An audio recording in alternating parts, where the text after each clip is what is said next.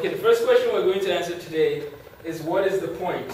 My name is Amos Tarfa, and I will be addressing several issues in different videos today. But the first question I want to answer is, what is the point? Let me explain what the question is, because I think sometimes we forget that questions can be invalid. And what do I mean by that? What I mean by that is that certain questions assume, questions assume certain things, and if you don't understand what the question is assuming, then you might give it a wrong answer, or you might answer a question that is invalid altogether.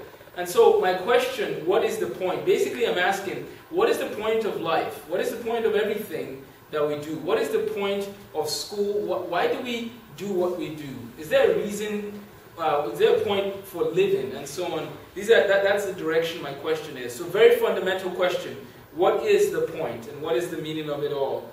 Well, I've decided that one of the people that can answer this question very well is a guy by the name of Solomon, King Solomon, who lived a long time ago. That's around 1000 BC.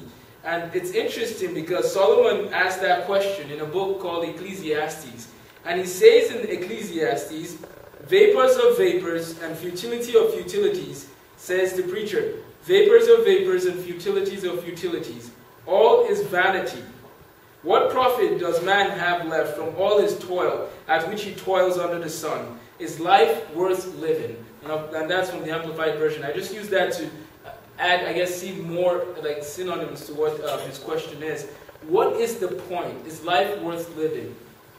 Now, we have a trend in life right now. People wake up, and then they go to school, or they go to work, and then they work hard, they do their homework, they do their projects, and then they come back, they eat, they sleep, probably watch TV, and then they sleep, and then they wake up again and do the same thing over and over and over again. If that's what life is all about, I'm sorry, then life is really not worth living. If life is simply about paying the bills and then making use of the services that require you to pay the bills, and then you just go round and round, then life isn't worth living. And Solomon makes a very good point in asking that question. Well, who is Solomon in terms of, who is he to say that?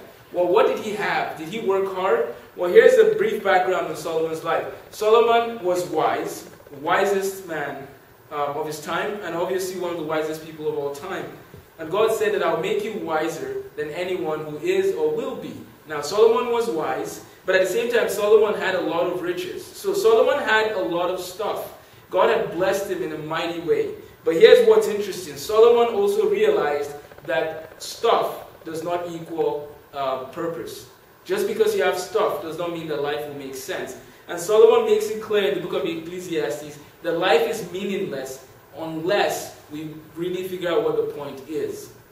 And so, here's what I want us to think about. Because Solomon lived life, and he leaves us with a point, or leaves us with a question to consider. What is the point of it all? There is a point. This video is not to tell you that life is worthless and there's no reason to live. This video is telling you there is a reason to live. And let's listen to two more passages from Solomon's life. He says, "Remember now thy Creator in the days of thy youth, where the evil days come not, nor the years draw nigh, when thou shalt say, I have no pleasure in them." Solomon tells us to remember our Creator in the days of our youth. You and I are not an accident. We're not a coincidence. We were designed by God, and we were created for a purpose. My question is, have you asked God to show you the reason why you live? And are you ready to turn things around as He shows you what you've been created for?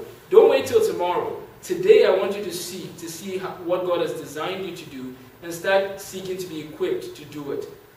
And the last passage, Solomon says, "Let us hear the conclusion of the whole matter. Fear God and keep His commandments, for this is the whole duty of man. For God shall bring every work into judgment with every secret thing, whether it be good or whether it be evil." And here's the conclusion of the matter, Solomon reminds us. Fear God and obey His commandments. If you know your scriptures well, you recognize that it says the fear of the Lord is the beginning of wisdom. So here's what I'm trying to say. There is no point if we don't turn to the one who has given us life. There is no point for living. Let's stop running away from Him and instead start seeking to do what He has created us to do. There is a point to life. There is a point to everything. He has designed us, and so we have passions. We have things that we do that He has created and enabled us to be able to do. So let's do it for His glory, and let's seek to live for Him and Him alone. Now that's a life that has a purpose.